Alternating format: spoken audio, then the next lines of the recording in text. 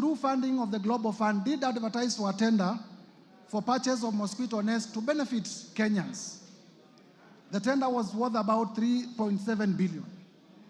In this affidavit, Mr. Speaker, Dr. Andrew Mulwa avers that when he came to KEMSA, and Mr. Speaker, the witness is before the House, but because this is not the trial chamber, we will not lead him in evidence, nor will he be cross-examined, but he's ready to be cross-examined when we go to Senate.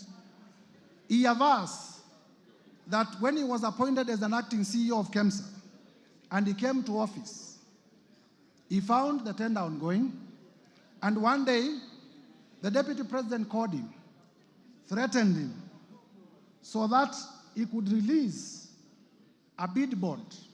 In his testimony, he says that a company that was being funded by the Deputy President, if you allow me just to get because this is important, at page 70 to 76, at page 70 to 76 of my band of documents,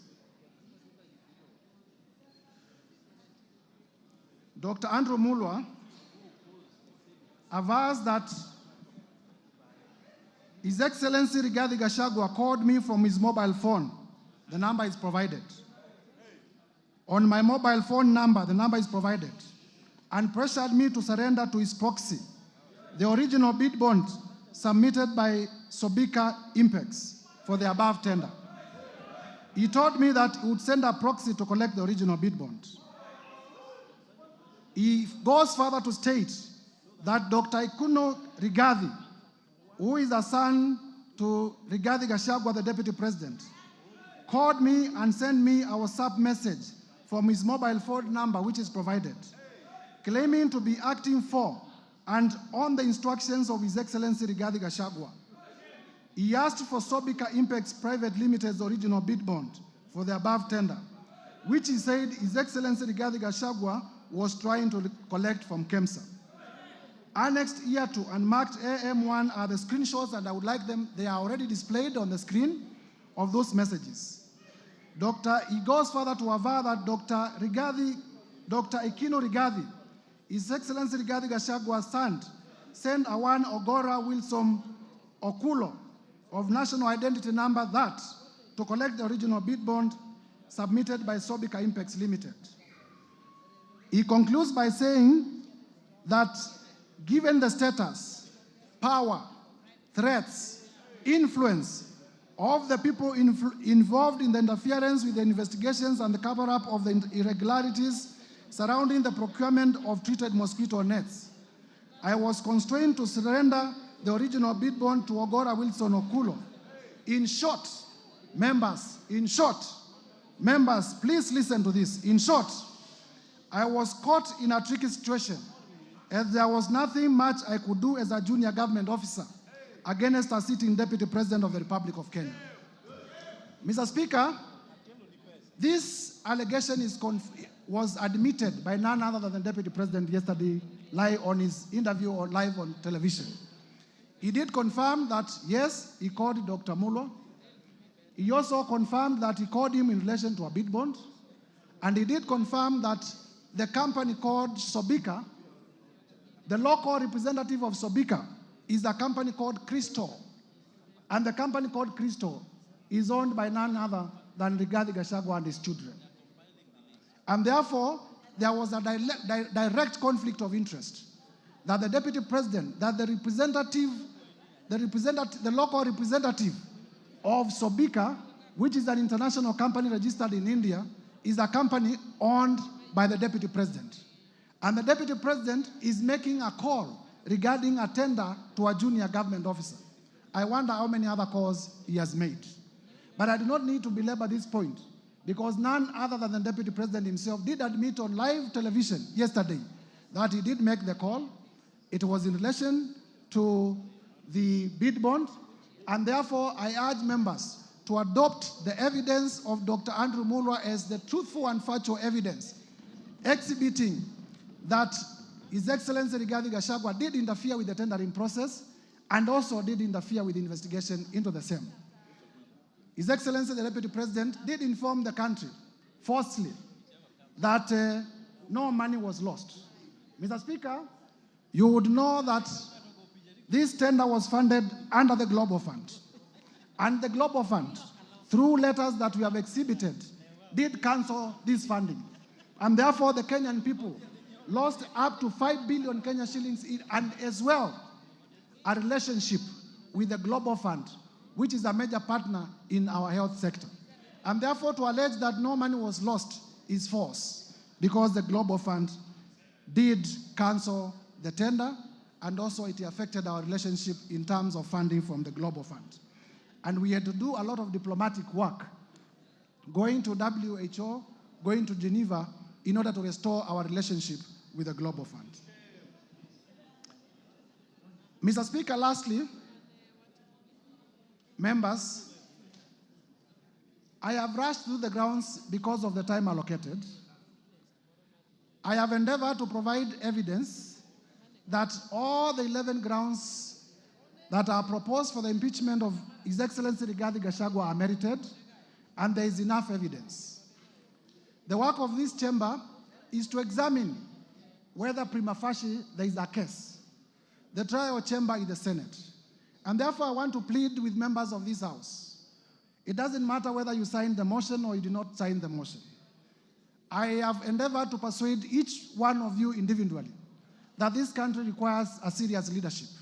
And His Excellency Rigathi Gachagua is not part of that serious leadership. I have endeavored to persuade each one of you that this country requires leaders who can respect the rule of law. This country requires leaders who can respect the Constitution. And His Excellency Rigathi Gachagua is not one of them. And therefore, I take this time to implore on each one of you, besides our political persuasions, to realize that we want the best for our country. This is the country that we shall bequeath to our children. And if the country is destroyed by reckless leaders like His Excellency Rigathi Gachagua, there will be nothing to bequeath our future generations. And therefore, persuade each one of you, please vote with your conscience, put Kenya first above your politics when you come to vote. Lastly, Mr. Speaker, members of Parliament, if you listen carefully to His Excellency Rigathi Gachagua, and I did say at the time of giving my notice of motion, I have nothing against him as a person. But I was perturbed yesterday because His Excellency Rigathi Gachagua did insult members of Parliament. He insulted the intelligence of members of Parliament. There are members here who are senior lawyers. There are members here who are senior accountants. There are members here who are teachers. There are members here who are accountants. There are members, all of us are respected in our societies. The people of Kenya have elected us to exercise a constitutional mandate in this country. But His Excellency Rigathi Gachagua did say that most of the members of Parliament signed the motion without reading it. That is an insult to your intelligence. His Excellency Rigathi Gachagua, in the live interview yesterday, did say that Parliament is a theater of the absurd.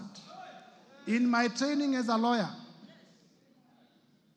he who insults the jury, he who insults the jury deserves no mercy from the jury. He who insults the jury deserves no mercy from the jury. His Excellency Rigathi Gachagua has insulted you before Kenyans. I urge you to rise up to the occasion. I urge you to rise up to the occasion. Uphold all the 11 grounds. Uphold all the 11 grounds. Uphold all the 11 grounds. Mr. Speaker, there is evidence that I have not gone through. The whole issue of Wamunyoro investments and the land in Embakasi. I have evidence in my bundle of documents that His Excellency Rigathi Gachagua used his office as the Deputy President, called junior officers at the Ministry of Lands, forced them to forge documents to the effect that Wamunyoro Investment had bought the land in Embakasi long even before it had been registered as a company. That land, Mr. Speaker, belongs to a sickly civil servant. It belongs to a father, it belongs to a mother. Mr. Speaker, we must have a deputy president who is compassionate. I watched the deputy president yesterday on television displaying impunity and arrogance. He told Kenya, yes, I have said Kenya is a company, MUTUSE. He has said that Kenya is a company. Unapologetically, he has said Kenya is a company. Is this the kind of a person you would want to be your deputy president?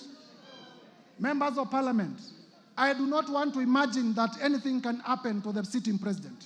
I do not want to imagine. But it is also a factual reality that something can happen to the president who is in power today. If anything, and God forbid, happens to the president who is in power today, is this the man you would want to complete the term as president? This man,